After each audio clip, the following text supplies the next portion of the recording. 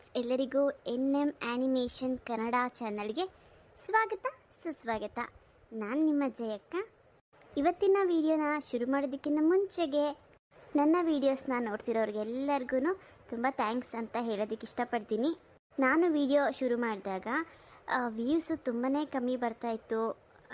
ಹೇಗೆ ಅಂದರೆ 1-2 ಸದ್ಯ ನನಗೆ 10 ವ್ಯೂಸ್ ಆಗಲಪ್ಪ ಅಂತ ನಾನು ಕಾಯ್ತಾ ಇದ್ದೆ. ಮತ್ತು ಡೈಲಿ ಕೂಡ ವೀಡಿಯೋಸ್ನ ಹಾಕೋಕ್ಕಾಗ್ತಿರ್ಲಿಲ್ಲ. ವಾರಕ್ಕೊಂದು 10 ದಿನಕ್ಕೊಂದು ಈ ರೀತಿ ವೀಡಿಯೋಸ್ನ ಹಾಕ್ತಾಯಿದ್ದೆ. ಮತ್ತು 2 ಕನಸು ಸ್ಟೋರಿ ಮಾಡೋವಾಗ ನಾನು ವೀಡಿಯೋಸ್ನ 10 ದಿನ 15 ದಿನಕ್ಕೊಂದು ಸರಿ ಹಾಕ್ತಾಯಿದ್ದೆ. ಹಳೇ ಸಬ್ಸ್ಕ್ರೈಬರ್ಸು ಮತ್ತು ಹಳೆ ವ್ಯೂವರ್ಸ್ಗೆ ಗೊತ್ತಿರುತ್ತೆ. ಆದರೆ ಅದಕ್ಕೂ ಕೂಡ ಚೆನ್ನಾಗಿ ವ್ಯೂಸ್ ಬಂದಿದೆ, ಇಲ್ಲ ಅಂತಲ್ಲ. 1,000-2,000 ಈ ರೀತಿ ವ್ಯೂಸ್ ಆಗಿದೆ. ನನಗೆ ತುಂಬ ಖುಷಿಯಾಗಿದೆ. ಆದರೆ ಅದರಲ್ಲಿ ಆ ವೀಡಿಯೋಸ್ಗೆ ವ್ಯೂಸು ತುಂಬ ದಿನ ಆದಮೇಲೆ ವ್ಯೂಸ್ ಬರ್ತಾಯಿತ್ತು. ಅಂದರೆ ಒಂದು ವಾರ ಆದರೂ 500 ವ್ಯೂಸ್ ಆಗೋಕ್ಕೆ ಒಂದು ವಾರ ಆದ್ರೂ 500 ವ್ಯೂಸ್ ಆಗ್ತಾ ಇರಲಿಲ್ಲ. ಆದರೆ ಇವಾಗ ನಾನು ವೀಡಿಯೋಸ್ ಹಾಕಿ ಒಂದು 3-4 ಡೇಸ್ಗೆ 500 ವ್ಯೂಸ್ ಆಗಿದೆ. ನನಗಂತೂ ತುಂಬಾ ಖುಷಿ ಆಗ್ತಾಯಿದೆ. ಮತ್ತು ಹೆಂಗೆ ಏನು ಹೇಳ್ಬೇಕಂತ ಗೊತ್ತಾಗ್ತಾಯಿಲ್ಲ. ತುಂಬ ಥ್ಯಾಂಕ್ಸ್. ಇದೇ ರೀತಿ ಸಪೋರ್ಟ್ ಮಾಡಿ. ವ್ಯೂಸ್ ಆಗ್ತಾಯಿದೆ, ಬಟ್ ಸಬ್ಸ್ಕ್ರೈಬರ್ಸ್ ಮಾಡ್ಕೋತಾ ಇಲ್ಲ. ಸಬ್ಸ್ಕ್ರೈಬ್ ಯಾಕೆ ಆಗ್ತಾಯಿಲ್ಲ ಗೊತ್ತಾಗ್ತಿಲ್ಲ. ಸಬ್ಸ್ಕ್ರೈಬ್ ಆಗಿ. ಇದರಿಂದ ನಿಮ್ಗೆ ಯಾವುದೇ ರೀತಿ ಅಮೌಂಟ್ ಕಟ್ಟಾಗೋದಿಲ್ಲ. ಮತ್ತು ಪಕ್ಕದಲ್ಲಿರೋ ಬೆಲ್ಲೈಕನ್ನ ಪ್ರೆಸ್ ಮಾಡಿದ್ರೆ ನಾನು ಹಾಕೋ ಫಸ್ಟ್ ನೋಟಿಫಿಕೇಷನ್ ನಿಮಗೆ ಬರುತ್ತೆ. ಮತ್ತು ನಾನು ಡೈಲಿ ವೀಡಿಯೋಸ್ನ ಹಾಕಬೇಕು ಅಂತ ಅಂದ್ಕೊಂಡಿದ್ದೀನಿ. ಜಯಕ್ಕನ ಸಂಸಾರ ಇದನ್ನು ಸ್ಟೋರಿನ ಡೈಲಿ ಹಾಕ್ತಾಯಿದ್ದೀನಿ. ಇದೇ ರೀತಿ ನೀವು ಸಬ್ಸ್ಕ್ರೈಬರ್ಸ್ ಜಾಸ್ತಿ ಆಗಿ ಮತ್ತು ವ್ಯೂಸು ಕೂಡ ಜಾಸ್ತಿ ಆಗ್ತಾಯಿದ್ರೆ ಪ್ರತಿದಿನ ನನಗೆ ವೀಡಿಯೋಸ್ ಮಾಡಿ ಹಾಕೋದಕ್ಕೂ ಒಂದು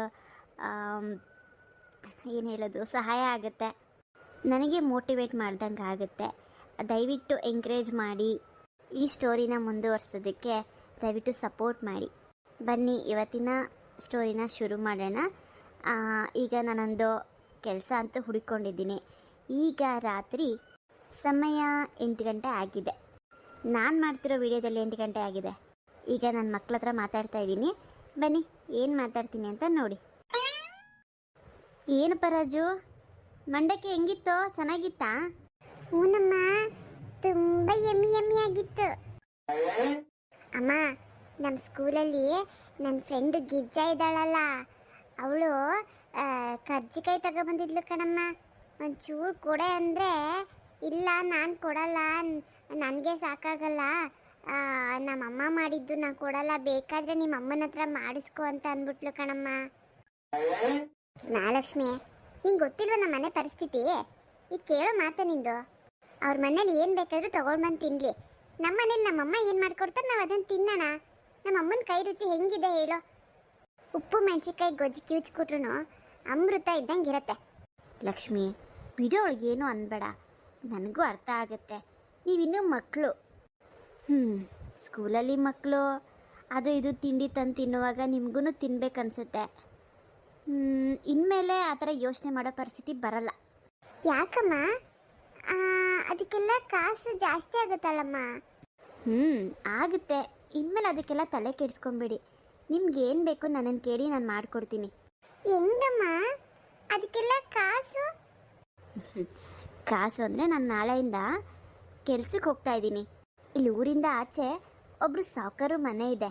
ನಿನ್ನೆ ನಾನು ಗಿರ್ಜಾಂಟಿ ಜೊತೆ ಹೋಗ್ಬಿಟ್ಟು ಬಂದೆ. ಅಲ್ಲಿಗೆ ಮಾತಾಡ್ಕೊಂಡು ಬಂದಿದ್ದೀನಿ. ನಾಳೆಯಿಂದ ಕೆಲ್ಸಕ್ಕೆ ಬಾ ಅಂತ ಹೇಳಿದ್ದಾರೆ. ನಾನು ಬೆಳಿಗ್ಗೆನೇ ಅಲ್ಲಿ ಕೆಲಸ ಮುಗಿಸ್ಕೊಂಡು ಬಂದು ನಿಮಗೆ ತಿಂಡಿ ಮಾಡಿಕೊಟ್ಟು ಸ್ಕೂಲಿಗೆ ರೆಡಿ ಮಾಡಿ ಕಳಿಸ್ತೀನಿ. ತಿಂಗಳಿಗೆ 5,000 ರೂಪಾಯಿ ಕೊಡ್ತಾರೆ. ಹೌದಮ್ಮ? 5,000 ಕೊಡ್ತಾರಾ? 5,000 ರೂಪಾಯಿ ಕೊಡ್ತಾರೆ. ನಿಮ್ಗೇನೇನು ಬೇಕು, ಹೊಸ ಬಟ್ಟೆ, ಹೊಸ ಚಪ್ಪಲಿ, ಪುಸ್ತಕಗಳು ಮತ್ತು ನಿಮಗೆ ತಿನ್ನೋದಕ್ಕೆ ತಿಂಡಿಗಳು ಎಲ್ಲ ಮಾಡಿಕೊಡ್ತೀನಿ, ಕೊಡಿಸ್ತೀನಿ. ನೀವಿನ್ನು ಯಾವುದಕ್ಕೂ ತಲೆ ಕೆಡಿಸ್ಕೊಬೇಡಿ. ಇನ್ಮೇಲೆ ಎಲ್ಲ ಖರ್ಚು ನಾನೇ ನೋಡ್ಕೋತೀನಿ. ನಮ್ಮ ಕಷ್ಟಗಳೆಲ್ಲ ತೀರುತ್ತೆ. ಅಮ್ಮ ಅಮ್ಮ, ನನಗೆ ಡೈಲಿ ಲಾಲಿಪಾಪ್ ಕೊಡಿಸ್ತೀಯಾ? ಆಯ್ತು ಕಣೋ ಕೃಷ್ಣ, ಕೊಡಿಸ್ತೀನಿ ಹೇಳೋ. ಲಾಲಿಪಪ್ಪು, ಪೆಪ್ರಮೆಂಟು ಎಲ್ಲ ಕೊಡಿಸ್ತೀನಿ. ಅಮ್ಮ, ಆಮೇಲೆ ನಮ್ಮ ಸ್ಕೂಲಾಗೆ ಮಂಜಾವನಲ್ಲ ಅವನು ನೆನ್ನೆ ಅದೇ ಆ, ನೀಲಿ ಕಲರ್ ಪೇಪರಲ್ಲಿ ಬರ್ತದಲ್ಲ ಅದೇ ಡೈಮಿಕ್ ಏ ಕೃಷ್ಣ ಅದು ಡೈಮಿಕ್ ಅಲ್ಲ ಕಣೋ, ಅದು ಡೈರಿ ಮಿಲ್ಕ್. ಅದೇನೆ, ಅದು ನಂಗೂ ಬೇಕು ಕಣಮ್ಮ, ಒಂಚೂರು ಕೊಟ್ಟ, ಚೆನ್ನಾಗಿತ್ತು. ಆಯ್ತಪ್ಪ, ಕೊಡ್ಸನ್ ಹೇಳು. ನೀನು ಈ ಸತಿ ಚೆನ್ನಾಗಿ ಓದ್ಕೊಂಡು ಒಳ್ಳೆ ಮಾರ್ಕ್ಸ್ ತೆಗೆದ್ರೆ ನಿಂಗೆ ಮುಂದಿನ ವರ್ಷಕ್ಕೆ ಒಂದು ಹೊಸ ಪುಟ್ಟ ಸೈಕಲ್ ಕೊಡಿಸ್ತೀನಿ. ಐ ಸೈಕಲ್ ಸೈಕಲ್ ಕೊಡಿಸ್ತಾ ತಮ್ಮ, ಸೈಕಲ್ ಕೊಡಿಸ್ತಾ ತಮ್ಮ. ಹಾಂ, ಒಳ್ಳೆ ಮಾರ್ಕ್ಸ್ ತೆಗೆದ್ರೆ ಮಾತ್ರ. ಆಯ್ತು, ನಾನು ಚೆನ್ನಾಗಿ ಓದಿ ಒಳ್ಳೆ ಮಾರ್ಕ್ಸ್ ತೆಗೆದು ಬಿಡ್ತೀನಮ್ಮ. ಅಮ್ಮ ನನ್ಗೇನು ಕೊಡಿಸ್ತೀಯಾ? ನಿಮ್ಮಿಬ್ಬರಿಗೆ ನೀವಿಬ್ಬರೇ ಹೆಣ್ಮಕ್ಳಲ್ವಾ, ನಿಮ್ಮಿಬ್ಬರಿಗೆ ಚಿನ್ನದ ವಾಲೆ ಮಾಡ್ಸೋಣ ಅಂತ ಇದ್ದೀನಿ. ಈಗ ನೀವೇ ಹೇಳಿ, ವಾಲೆ ಬೇಕಾ ಇಲ್ಲ ನಿಮಗೂ ಸೈಕಲ್ ಬೇಕಾ? ಐ ಅಮ್ಮ, ನಂಗೆ ಸೈಕಲ್ ಬೇಕು, ವಾಲೆನೂ ಬೇಕು. ಏ ಸುಮ್ಮನಿರ, ಅಷ್ಟೊಂದು ಏನಕ್ಕೆ ಖರ್ಚು ಮಾಡಬೇಕು? ಅಮ್ಮ, ಸೈಕಲ್ ಗೀಕಲೆಲ್ಲ ಏನೂ ಬೇಡ, ಸ್ಕೂಲೇನು ದೂರ ಇಲ್ವಲ್ಲಮ್ಮ, ನಾವು ನಡ್ಕೊಂಡೇ ಹೋಗ್ತೀವಿ. ವಾಲೆ ಕೊಡ್ಸಮ್ಮ. ಅದೇನಮ್ಮ, ನೇತಾಡೋದು ಬರುತ್ತಲ್ಲ ಆ ಥರ ವಾಲೆ ಕೊಡ್ಸು. ಆಯ್ತರಮ್ಮ, ನಿಮ್ಮಿಬ್ಬರಿಗೂ ಒಂದೇ ಥರ ವಾಲೆ ಕೊಡಿಸ್ತೀನಿ. ಜೊತೆಗೆ ಇಬ್ಬರಿಗೂ ಲೆಹಂಗಾನೂ ಹೊಲಿಸ್ತೀನಿ. ಐ ಲೆಹಂಗನಾ? ಆಯ್ತಮ್ಮ, ಲೆಹಂಗನು ಮತ್ತೆ ವಾಲೆ. ಆಯ್ತಾಯ್ತು. ಲಕ್ಷ್ಮಿ, ನಾಳೆಯಿಂದ ನಾನು ಕೆಲ್ಸಕ್ಕೆ ಹೋಗಬೇಕು. ಬರೋದೇನಾದ್ರು ತಡ ಆದರೆ ನೀವು ಸರಿಯಾದ ಸಮಯಕ್ಕೆ ಎದ್ಬಿಟ್ಟು ನೀವು ಸ್ಕೂಲಿಗೆ ರೆಡಿ ಆಗೋದು ರೆಡಿ ಆಗ್ರಿ. ನಾನು ಬಂದು ತಿಂಡಿ ಗಿಂಡಿ ಮಾಡಿಬಿಟ್ಟು ಬಾಕ್ಸ್ಗೆ ಕಳಿಸ್ತೀನಿ. ಆಯ್ತಮ್ಮ, ನಾವು ಎದೊಳ್ತೀವಿ. ಹಾಂ, ರಾಜುಗೆ ನಾನು ಬಂದು ಸ್ನಾನ ಮಾಡಿಸಿ ರೆಡಿ ಮಾಡ್ತೀನಿ. ನೀವಿಬ್ಬರು ರೆಡಿ ಆಗಿಬಿಡ್ರಿ. ಆಯ್ತಮ್ಮ. ಆಯ್ತಾಯ್ತು, ಓದ್ರಿ ಇವಾಗ. ಓದ್ಬಿಟ್ಟು ಊಟ ಮಾಡಿ ಮಲ್ಕೊಳ್ಳೋರಂತೆ. ಇದೇನಿದು, ನಾನು ಬಂದ್ರೂ ಅವ್ರ ಪಾಡಿಗೆ ಅವರವರಲ್ಲ. ಹಿಂಗಾದ್ರೆ ನನ್ನ ಬೆಲೆ ಕಡಿಮೆ ಆಗ್ಬಿಡ್ತದೆ. ಏನು ಮಾಡ್ತಿದ್ದೀರಾ? ಏನೋ ಮಾತಾಡ್ತಿದ್ದೀರಾ? ಅಯ್ಯೋ, ಏನ್ರಿ ಮಾತಾಡೋದು? ಏನು ಮಾತಾಡೋದು ಹೇಳಿ. ನಾಳೆಯಿಂದ ಕೆಲ್ಸಕ್ಕೆ ಹೋಗೋಣ ಅಂತ ಕೆಲಸ ಹುಡುಕೊಂಡಿದ್ದೀನಿ. ಬೆಳಗಿನ ಜಾವನೇ ಹೋಗ್ಬೇಕಿದ್ದು. 6:30ಗೆ. ಓಹೋ, ಕೆಲ್ಸಕ್ಕೆ ಹೋಗಂಗೆ ಆಗ್ಬಿಟ್ಟಿಯಾ? ಅಲ್ಲ, ನಿನ್ನ ಕೆಲ್ಸಕ್ಕೆ ಹೋಗುವಂತ ಯಾವಳ ಹೇಳ್ದವಳು ನಿನಗೆ? ಕೆಲಸನೆಲ್ಲ ಏನೂ ಇಲ್ಲ, ಮನೆಯಲ್ಲೇ ಇರು. ಏನು ದುಡ್ದು ಯಾರನ್ನು ಸಾಕ್ಬೇಕು ನೀನು? ಯಾರನ್ನು ಸಾಕಬೇಕು ಅಂತ ಅಂದರೆ ಇದೊಳ್ಳೆ ಚೆನ್ನಾಗಿ ಹೇಳಿದ್ರಲ್ಲ. ಅಲ್ಲ, ಮಕ್ಕಳು ಫೀಸ್ ಕಟ್ಟಬೇಕು. ನಿಮಗೆ ಹೇಳಿದ್ರೆ ನೀವು ತಲೆಗೆ ಹಾಕ್ಕೊಳ್ಳಲ್ಲ. ಇನ್ನೊಂದು 10 ದಿನದಲ್ಲಿ ಫೀಸ್ ಕಟ್ಟಿಲ್ಲ ಅಂತ ಅಂದರೆ ಮಕ್ಕಳನ್ನು ಮನೆಗೆ ಕಳಿಸ್ತಾರಂತೆ. ನಾನು ಹೇಳ್ದೆ ಅವತ್ತು, ಈ ಹೆಣ್ಮಕ್ಳಿಗೆ ಓದು ಬರ ಏನು ಬೇಡ ಅಂತ. ಸಾಕು, ನಮ್ಮ ಕೃಷ್ಣ ಒಬ್ಬ ಓದಿದ್ರೆ ಅವನು ಓದಿ ವಿದ್ಯಾವಂತ ಆಗಿ ನಮಗೆ ಕೊನೆಗಾಲಕ್ಕೆ ಅವನೇ ಆಗೋದು. ಇವೇನಕ್ಕೆ ಇವನ್ನ ಯಾಕೆ ಓದಿಸ್ತೀವನ್ನ? ಯಾಕೆ ಓದಿಸ್ತೀಯ ಅಂದ್ರೆ ಯಾಕ್ರಿ? ಹೆಣ್ಮಕ್ಳೇನು ಓದಬಾರ್ದಾ? ಅಲ್ಲ, ಯಾಕೆ ಓದ್ಬೇಕು ಹೇಳು? ಅವು ಯಾರನ್ನು ದುಡ್ದು ಸಾಕಬೇಕು. ದೊಡ್ಡವಾದ್ಮೇಲೆ ಯಾರಿಗೋ ಒಬ್ರಿಗೆ ಕೊಟ್ಟು ಕಳಿಸ್ತೀವಿ, ಅವ್ರು ನೋಡ್ಕೊಂತಾರೆ ಬಿಡು. ಇವಾಗ ಹೊಟ್ಟೆ ಕೂಳಾಕೋದಲ್ದೇನೆ ಓದಿಸ್ತೀನಿ ಬರೆಸ್ತೀನಿ ಅಂತ ದುಡ್ಡು ಖರ್ಚು ಮಾಡೋಕೆ ಹೊರಟಿದ್ಯಾ ನೀನು? ಅಲ್ಲ, ಕೆಲ್ಸಕ್ಕೆ ಹೋಗ್ಬೇಕಾದ್ರೆ ಬರೋ ದುಡ್ಡು ನಾವು ಖರ್ಚು ಮಾಡಬೇಕು. ಅದನ್ನೇ ಕೂಡಿ ಕೀಲೆ ಚೀಟಿ ಪಾಟಿ ಹಾಕಿದ್ರೆ ಮುಂದಕ್ಕೆ ನಮಗೆ ಕಷ್ಟಗಾಲಕ್ಕೆ ಆಗ್ತದೆ. ಅಪ್ಪ ತಂದೆ, ಬಾಯಿ ಮುಚ್ಕೊಂಡು ಊಟ ಮಾಡ್ಬಿಟ್ಟು ಮಲ್ಕೊ ಹೋಗಿ. ನನ್ನ ಮಕ್ಕಳಿಗೆ ಏನು ಮಾಡಬೇಕು ಏನು ಮಾಡಬಾರ್ದು ಅಂತ ನನಗೆ ಚೆನ್ನಾಗಿ ಗೊತ್ತು. ಇಲ್ದಿರೋದೇ ಅವುಗಳ ಮುಂದೆ ಮಾತಾಡಿ ಸುಮ್ಮನೆ ಚಿಕ್ಕವ್ರು ಆಗಬೇಡಿ ನೀವು. ಏಯ್, ಬಂದು ಜಗ್ರು ಸ್ವತ್ತು ಬಿಡ್ತೀನಿ ನೋಡಿ ಈಗ.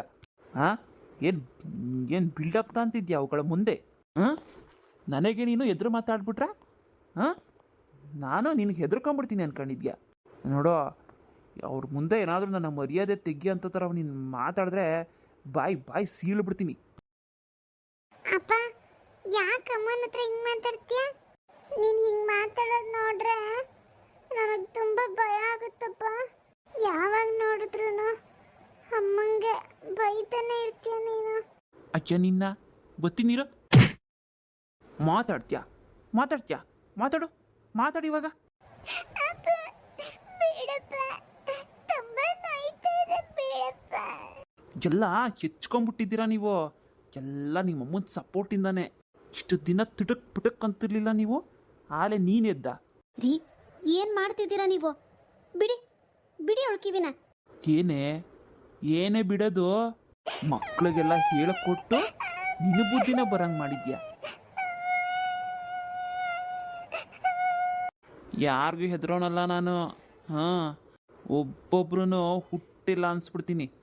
ಇವತ್ತು ಇವಳಿಗೆ ಹೊಡೆದ್ರೆ ಚೆನ್ನಾಗಿ ನಿನ್ನಿಬ್ರು ಮಕ್ಕಳು ತೆಪ್ಪಗಾಗ್ತವೆ. ಇರು ಬತ್ತೀನಿರು ಮಾಡ್ತೀನಿ. ಅಯ್ಯೋ ಅಮ್ಮ, ಅಮ್ಮ, ಅಮ್ಮ, ಅಪ್ಪ ಕಡ್ಡಿನೆಲ್ಲ ತರಕ್ ಹೋಗಿತ್ತು ಕಣಮ್ಮ. ಅಮ್ಮ ನಂಗೆ ಭಯ ಆಗ್ತಿತ್ತು ಕಣಮ್ಮ. ಏನ್ ಮಾಡೋದು ಈಗ? ಅಯ್ಯೋ ದೇವ್ರೆ, ನನ್ನ ಮಕ್ಳಿಗೊಂದು ಗದ್ದೆ ಕಾಣಿಸ್ಬಿಡ್ತಾನೆ ಇವನು. ಲಕ್ಷ್ಮಿ, ಮಹಾಲಕ್ಷ್ಮಿ, ಕೃಷ್ಣ, ಬನ್ರಿ ಬನ್ರಿ. ಇವತ್ತು ಅವ್ ಜ್ಞಾನ ಸರಿಯಿಲ್ಲ ಅನ್ಸುತ್ತೆ. ನೀವು ಆ ಕಡೆ ರೂಮ್ ಇದೆಯಲ್ಲ, ಆ ರೂಮಲ್ಲಿ ಬಾಗ್ಲು ಹಾಕೊಂಡು ಮಲ್ಕೊಂಬಿಡ್ರಿ. ಬೆಳಗ್ಗೆ ಅಷ್ಟರಲ್ಲಿ ನೆಟ್ಟಗಾಗ್ತಾನೆ. ನಡೀರಿ.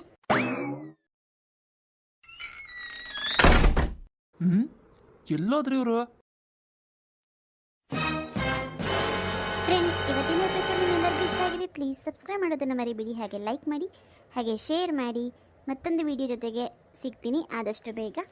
ನೋಡೋಣ, ಆದರೆ ಇವತ್ತೇ ಇನ್ನೊಂದು ವಿಡಿಯೋ ಹಾಕ್ತೀನಿ, ಇಲ್ಲಾಂದರೆ ನಾಳೆ ಸಿಗೋಣ. ಎಲ್ಲರಿಗೂ ಬಾಯ್.